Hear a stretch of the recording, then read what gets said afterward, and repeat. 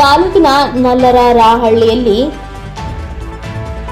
ಬಳಿ ಇರುವ ರಾಮಲಿಂಗೇಶ್ವರ ಬೆಟ್ಟದ ರಾಮಲಿಂಗೇಶ್ವರ ಸ್ವಾಮಿ ಬ್ರಹ್ಮರಥೋತ್ಸವ ವಿಜೃಂಭಣೆಯಿಂದ ನೆರವೇರಿತು. ಬ್ರಹ್ಮರಥೋತ್ಸವಕ್ಕೆ ಶಾಸಕರಾದ ಬಿಎನ್ ರವಿಕುಮಾರ್ ಹಾಗೂ ತಹಸೀಲ್ದಾರ್ ಬಿಎನ್ ಸ್ವಾಮಿ ಅವರು ಚಾಲನೆ ನೀಡಿದರು. ಉತ್ಸವ ಮೂರ್ತಿಗೆ ವಿಶೇಷ ಪೂಜೆ ಸಲ್ಲಿಸಿದ ಬಳಿಕ ಅಲಂಕರಿಸಲಾಗಿತ್ತು. ಉತ್ಸವ ಮೂರ್ತಿಯನ್ನ ದೇವಸ್ಥಾನದ ಸುತ್ತ ಮೆರವಣಿಗೆ ನಡೆಸಿ ರಥಕ್ಕೆ ತಂದು ಪ್ರತಿಷ್ಠಾಪಿಸಿ ಪೂಜೆ ಸಲ್ಲಿಸಲಾಯಿತು.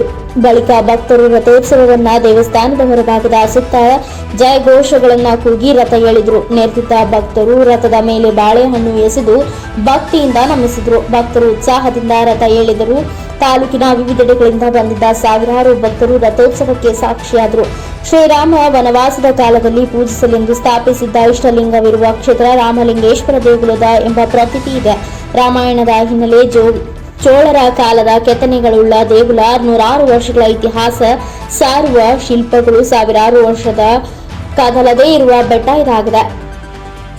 ಇನ್ನು ಜಾತ್ರೆಯ ಅಂಗವಾಗಿ ವಿವಿಧೆಡೆಯಿಂದ ಬೆರಳೆಣಿಕೆ ಆದಷ್ಟು ದನಗಳು ಸೇರಿದವು. ಅಂಗಡಿ ಮುಂಗಟ್ಟುಗಳು, ವಿವಿಧ ಆಟಿಕೆಗಳು, ಬರುವು, ಬತ್ತಾಸು ಅಂಗಡಿಗಳಲ್ಲಿ ವ್ಯಾಪಾರ ಜೋರಾಗಿತ್ತು. ಮಕ್ಕಳ ಮನರಂಜನೆಯ ಗಿಲಿಕಿ ಗೊಂಬೆ, ಚುಕುಬುಕು ರೈಲು, ಬಿಸಿ ಬಿಸಿ ಬೋಂಡ, ಬಣ್ಣ ಬಣ್ಣದ ಶರಬತ್ ಅಂಗಡಿಗಳು, ಮಹಿಳೆಯರ ಅಲಂಕಾರಿಕ ವಸ್ತುಗಳು ಅಂಗಡಿಗಳು ತಲೆ ಎತ್ತಿದ್ವು.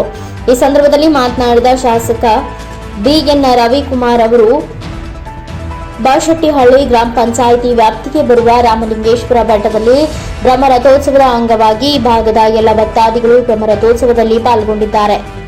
ರಾಮಲಿಂಗೇಶ್ವರ ಸ್ವಾಮಿಯು ಈ ಕ್ಷೇತ್ರದಲ್ಲಿ ಎಲ್ಲರಿಗೂ ಕಾಪಾಡಲಿ ಹಾಗೂ ಈ ಒಂದು ರಾಮಲಿಂಗೇಶ್ವರ ಬ್ರಹ್ಮರಥೋತ್ಸವದಲ್ಲಿ ಮೊದಲ ಬಾರಿಗೆ ನಾವು ಈ ರಥೋತ್ಸವದ ಕಾರ್ಯಕ್ರಮದಲ್ಲಿ ಭಾಗವಹಿಸಿ ಸ್ವಾಮಿಯ ಆಶೀರ್ವಾದದಿಂದ ಎಲ್ಲ ನಮ್ಮ ಮುಖಂಡರುಗಳ ಸಮ್ಮುಖದಲ್ಲಿ ಚಾಲನೆ ನೀಡಿದ್ದೇವೆ. ಮುಂದೆ ಈ ಕ್ಷೇತ್ರಕ್ಕೆ ಒಳ್ಳೆಯದಾಗಬೇಕು ಎಂದು ಶುಭ ಹಾರೈಸಿದ್ರು. ಈ ಸಂದರ್ಭದಲ್ಲಿ ತಹಸೀಲ್ದಾರರಾದ ಬಿಎನ್ ಸ್ವಾಮಿ, ಕಾಂಗ್ರೆಸ್ ಮುಖಂಡ ರಾಜೀವ್ ಗೌಡ, ಸುನೀತಾ ಶ್ರೀನಿವಾಸ, ತಾದೂರು ರಘು, ಸಿಕಲ್ ಆನಂದಗೌಡ, ಸರ್ಕಲ್ ಇನ್ಸ್ಪೆಕ್ಟರ್ ಶ್ರೀನಿವಾಸ್, ತಾಲೂಕು ಪಂಚಾಯಿತಿ ಮಾಜಿ ಅಧ್ಯಕ್ಷ ಬಿವಿ ನಾರಾಯಣಸ್ವಾಮಿ, ಸುರೇಂದ್ರ ಗೌಡ, ನಗರಸಭೆ ಸದಸ್ಯರಾದ ನಾರಾಯಣಸ್ವಾಮಿ, ಜೆಡಿಎಸ್ ಮುಖಂಡ ವೆಂಕಟೇಶ್ ಹಾಗೂ ಸುತ್ತಮುತ್ತಲಿನ ಗ್ರಾಮದ ಭಕ್ತಾದಿಗಳು ಹಾಜರಿದ್ದರು.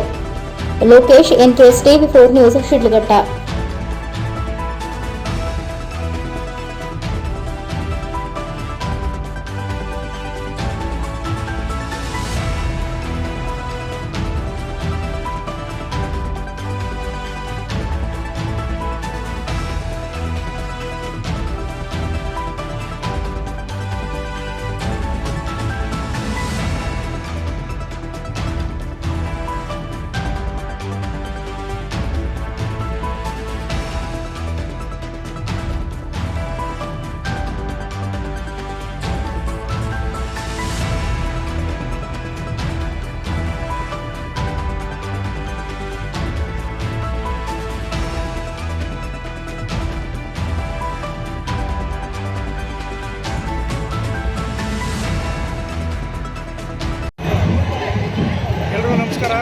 ಇವತ್ತು ರಾಮಲಿಂಗೇಶ್ವರ ಬೆಟ್ಟದಲ್ಲಿ ಇವತ್ತು ರಾಮಲಿಂಗೇಶ್ವರ ಸ್ವಾಮಿಯ ಬ್ರಹ್ಮರಥೋತ್ಸವ ಬಹಳ ಸಂಭ್ರಮ ಸಡಗರದಿಂದ ವರ್ಷ ಪ್ರತಿಥಿಯಲ್ಲಿ ನಡೀತು.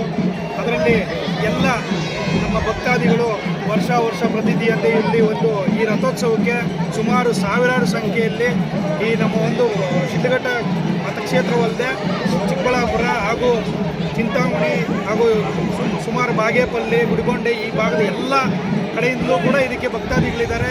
ಹಾಗೂ ಸುಮಾರು ಜನ ಎಲ್ಲ ಸಿಟಿಲಿರುವಂಥವರು ಕೂಡ ಇವತ್ತಿನ ದಿನ ಇಲ್ಲಿ ಒಂದು ಹಬ್ಬದ ವಾತಾವರಣ, ಈ ಒಂದು ರಥೋತ್ಸವಕ್ಕೆ ಭಾಗಿಯಾಗಿ ಇಲ್ಲಿ ಒಂದು ಜಾತ್ರೆಯಲ್ಲಿ ಪಾಲ್ಗೊಂಡು ಆ ಭಗವಂತನ ಆಶೀರ್ವಾದ ಪಡ್ಕೊಂಡು ಏನೇನೆಲ್ಲ ತಮ್ಮ ಕಷ್ಟಗಳಿರುತ್ತೆ ಆ ಭಗವಂತನಲ್ಲಿ ಮೊರೆ ಇಟ್ಟು ಮುಂದಿನ ವರ್ಷ ಬಳಸೋಗಡೆ ಎಲ್ಲ ನೆರವೇರಿಸಪ್ಪ, ಮುಂದಿನ ವರ್ಷ ಬಂದು ದೇವರಿಗೆ ಒಂದು ಬಾಳೆಹಣ್ಣು ಮತ್ತು ಏನು ಪ್ರಸಾದ ನಾವು ಅರ್ಕೆ ಏನು ಕೊಡಬೇಕು ಅಂತಿದ್ದೀವಿ ಅರ್ಕೆ ಕೊಡ್ತೀವಿ ಅಂತ ಕೆಲವರು ಅರ್ಕೆ ಕಟ್ಕೊಂಡು ಹೋಗ್ತಾರೆ.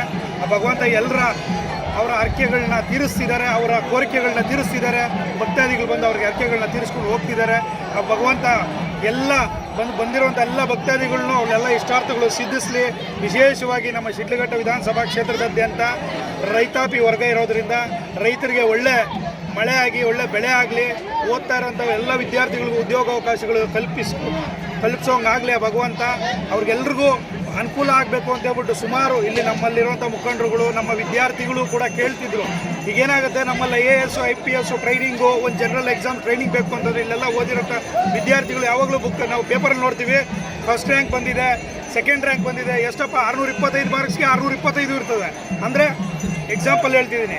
ಅವ್ರಿಗೇನಾಗಿದೆ, ಕೆಲವ್ರಿಗೆ ಮಾಹಿತಿ ಹೆಂಗೆ ಅಂದರೆ ಎಲ್ಲ ಹೋಗಿ ನೀವು ಇಂಟ್ರ್ಯೂ ಅಟೆಂಡ್ ಮಾಡಬೇಕು ಅಂದರೆ ತುಂಬ ತೊಂದರೆಗಳಾಗ್ತಾಯಿತ್ತು. ಇದನ್ನೆಲ್ಲ ಮನಗಂಡು ನಮ್ಮ ಶಿಡ್ಲಘಟ್ಟ ವಿಧಾನಸಭಾ ಕ್ಷೇತ್ರದಲ್ಲೇ ನಮ್ಮ ಟೌನಲ್ಲಿ ಕಾಂಗ್ರೆಸ್ ಭವನದ ಹತ್ರನೇ ಎಲ್ರಿಗೂ IAS ಇಂದ ಹಿಡಿದು ಒಂದು ಪೊಲೀಸ್ ಕಾನ್ಸ್ಟೇಬಲ್ ಎಕ್ಸಾಮ್ಸ್ ಕೂಡ ಬರೀಬೇಕಾದ್ರೆ ವಿದ್ಯಾರ್ಥಿಗಳು ಓದಿರೋಂಥ ವಿದ್ಯಾರ್ಥಿಗಳಿಗೆ ಅನುಕೂಲ ಆಗಲಿ ಅನ್ನೋ ಒಂದು ಉದ್ದೇಶದಿಂದ ನಾವು ಈಗಾಗಲೇ 10ನೇ ತಾರೀಕಿಂದ ಅಪ್ಲಿಕೇಶನ್ ಕಾಲ್ಫರ್ ಮಾಡಿದ್ದೀವಿ. ಯಾರೆಲ್ಲ ಬಡ ವಿದ್ಯಾರ್ಥಿಗಳಿರ್ಬೋದು, ಯಾರೇ ಓದಿರೋಂಥ ವಿದ್ಯಾರ್ಥಿಗಳಿರ್ಬೋದು, ಅವರೆಲ್ಲ ಅಪ್ಲಿಕೇಶನ್ ಹಾಕ್ಬೋದು. ಈ ತಿಂಗಳು ಕೊನೆ ತನಕ ಅಪ್ಲಿಕೇಶನ್ಗೆ ಟೈಮ್ ಕೂಡ ಇಟ್ಟಿದ್ದೀವಿ. ಮತ್ತು ಅದನ್ನು ಕ್ಲಾಸಸ್ಸು ಫೆಬ್ರವರಿ 21ರಿಂದ ಅವತ್ತು ನಾನು ಹುಟ್ಟಿದ ಹಬ್ಬದ ದಿನ ಅವತ್ತಿಂದನೇ ಪ್ರಾರಂಭ ಮಾಡೋಣ ಅಂತ ಹೇಳ್ಬಿಟ್ಟು ತೀರ್ಮಾನ ಮಾಡಿದ್ದೀವಿ. ಈಗ ತಮಗೆಲ್ಲ ಗೊತ್ತಿರೋಂತೆ IAS IPS ಒಂದು ಟ್ರೈನಿಂಗ್ ತೊಗೋಬೇಕು ಅಂತಂದರೆ ಡೆಲ್ಲಿಗೆ ಹೋಗಬೇಕು, ಇಲ್ಲ ಯಾವುದು ಕೋಚಿಂಗ್ ಸೆಂಟರ್ಗಳಿದೆ. ಒಂದು ಕೋಚಿಂಗ್ ಸೆಂಟ್ರಲ್ಲಿ ಹೋಗಿವಿ 6 ತಿಂಗಳ ಕಾಲ ವಿದ್ಯಾಭ್ಯಾಸ ತೊಗೋಬೇಕು ಅಲ್ಲಿ ಅಂತಂದರೆ ಮಿನಿಮಮ್ 1-1.5 ಲಕ್ಷ ಆಗುತ್ತೆ. ನಮ್ಮ ಒಂದು ಸಂಸ್ಥೆಯಿಂದ ಎಲ್ಲ ನಮ್ಮ ಮುಖಂಡರುಗಳ ಒಂದು ಮಾತು, ಅವರೆಲ್ಲ ಕೊಟ್ಟ ಒಂದು ಅಡ್ವೈಸ್ನಂತೆ ಯಾರ ಹತ್ರ 10 ರೂಪಾಯಿ ತೊಗೊಳ್ದೆ ಉಚಿತವಾಗಿ ನಮ್ಮ ಕಡೆಯಿಂದ ABD ಗ್ರೂಪ್ ಟ್ರಸ್ಟ್ ಅಂತ ಮಾಡಿದ್ದೀವಿ. ಆ ವತಿಯಿಂದ ಓದೋಂಥ ವಿದ್ಯಾರ್ಥಿಗಳಿಗೆ ಉಚಿತವಾಗಿ 6 ತಿಂಗಳ ಕಾಲ ಬ್ಯಾಚ್ ವೈಸ್ ಮಾಡ್ತಾ ಇದ್ದೀವಿ. ಯಾರೆಲ್ಲ ಅದಕ್ಕೆ ಅರ್ಹ ವಿದ್ಯಾರ್ಥಿಗಳಿದ್ರೆ ಅಪ್ಲಿಕೇಶನ್ ಹಾಕ್ಕೊಳ್ಳಿ, ಆ ಒಂದು ಸದುಪಯೋಗನ ಪಡಿಸ್ಕೋಬೋದು ಅಂತ ಹೇಳ್ಬಿಟ್ಟು ಹೇಳ್ತಾ, ನಾನು ಯಾವಾಗ ಹೋದ್ರೂ ಕೂಡ ದೇವಸ್ಥಾನದಲ್ಲಿ ಕೇಳ್ತಿದ್ದೆ, ಭಗವಂತ ಅವ್ರಿಗೆಲ್ಲ ಉದ್ಯೋಗ ಅವಕಾಶಗಳು ದೊರಕಂಗೆ ಮಾಡಲಿ ಅಂತ. ಇವತ್ತು ಏನೋ ಒಂದು ಅವ್ರಿಗೆಲ್ಲ ಅನುಕೂಲ ಆಗಲಿ ಅನ್ನೋ ಒಂದು ಉದ್ದೇಶದಿಂದ ಮಾಡ್ತಿದ್ದೀವಿ. ಮುಂದಿನ ದಿನಗಳಲ್ಲಿ ಓದಿ ಎಲ್ಲ ಟ್ರೈನಿಂಗ್ ತೊಗೊಂಡಂಥ ಎಲ್ಲ ವಿದ್ಯಾರ್ಥಿಗಳಿಗೆ ಒಳ್ಳೆ ಉದ್ಯೋಗ ಅವಕಾಶಗಳು ದೊರಕಂಗೆ ಆಗಲಿ ಅಂತ ಹೇಳ್ಬಿಟ್ಟು ಕೇಳ್ಕೊಳ್ತಾ, ಎಲ್ರಿಗೂ ಈ ಭಗವಂತ ರಾಮಲಿಂಗೇಶ್ವರ ಸ್ವಾಮಿ ಬೆಟ್ಟದಲ್ಲಿ ಇಲ್ಲೇನೆಲ್ಲ ಅಭಿವೃದ್ಧಿ ಕಾರ್ಯಗಳು ಈಗಾಗಲೇ ಕೈಗೊಂಡಿದ್ದಾರೆ. ಇನ್ನೂ ಒಂದಷ್ಟು ರಸ್ತೆಗಳು ಆಗಬೇಕಾಗಿದೆ. ನಾನು ಮೊನ್ನೆ ನಮ್ಮ ಇಲ್ಲಿ ಅಭಿವೃದ್ಧಿ ಕಮಿಟಿಗೆ ಹೇಳಿದೆ, ಇಲ್ಲಿ ರಸ್ತೆದು ತುಂಬ ಅನಾನುಕೂಲ ಇದೆ, ನನ್ನ ಕಡೆಯಿಂದ ಏನೆಲ್ಲ ಶಕ್ತಿ ಮೀರಿ ಮಾಡ್ಬೋದು ಅದನ್ನು ಮಾಡೋಣ ಅಂತ ಕೂಡ ಮೊನ್ನೆ ನಮ್ಮ ಇಲ್ಲಿ ಅಭಿವೃದ್ಧಿ ಕಮಿಟಿನಲ್ಲಿ ಹೇಳಿದ್ದೀವಿ. ಆದಷ್ಟು ಬೇಗನೆ ಅದನ್ನೊಂದು ಪೂಜೆ ಮಾಡಿ ಆ ರಸ್ತೆನ ಒಂದು ಮಾಡಲೇಬೇಕು ಅಂತ ಇಲ್ಲಿರುವಂಥ ನಮ್ಮ ಅಭಿವೃದ್ಧಿ ಕಮಿಟಿ ಮತ್ತು ನಮ್ಮ ಮುಖಂಡರುಗಳು ತೀರ್ಮಾನ ಮಾಡಿದ್ದಾರೆ. ಆ ತೀರ್ಮಾನದಂತೆ ಭಗವಂತ ಆಶೀರ್ವಾದ ಇದ್ದರೆ ಖಂಡಿತ ಮುಂದಿನ ಸಾರಿ ಜಾತ್ರೋತ್ಸವಗಳ ರಸ್ತೆ ಕೂಡ ಮಾಡಿಸೋಣ ಅಂತ ಹೇಳ್ಬಿಟ್ಟು ಎಲ್ಲರೂ ನಮ್ಮ ಮುಖಂಡರುಗಳ ನೇತೃತ್ವದಲ್ಲಿ ನಾನು ಹೇಳ್ತಿದ್ದೀನಿ. ಎಲ್ರಿಗೂ ಒಳ್ಳೆಯದಾಗಲಿ. ಧನ್ಯವಾದಗಳು.